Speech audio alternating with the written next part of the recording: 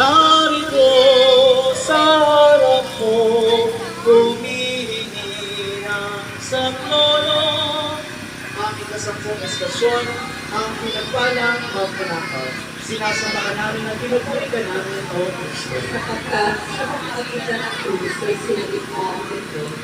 Pinuya siya isa sa mga salarin at ang sama. Hindi ba ikaw ang Mesiyas? Iligtas mo ang iyong sarili, pati na kami. Ngunit pinagsabihan siya na kanyang kasama. Hindi ka ba natatakot sa Diyos? Ikaw may pinarusahan tulad mo. Matuwid lamang na tayo parusahan ng ganito dahil sa ating mga ginawa. Ngunit ang tao ay walang ginawang kasama.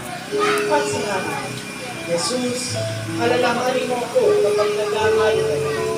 Sumagot si Jesus, sinasabi ko sa iyo na hindi isasama kita sa pag-ibig. Ang salita ng Diyos. Salamat sa Diyos. Pagkikilay. Bakit kaya sa isang pagkakamali ng tao ay nakakalimutan na isang pagkikilay, pagkikilay at ng ginawa. Kung minsan kasi, ang ating Panginoon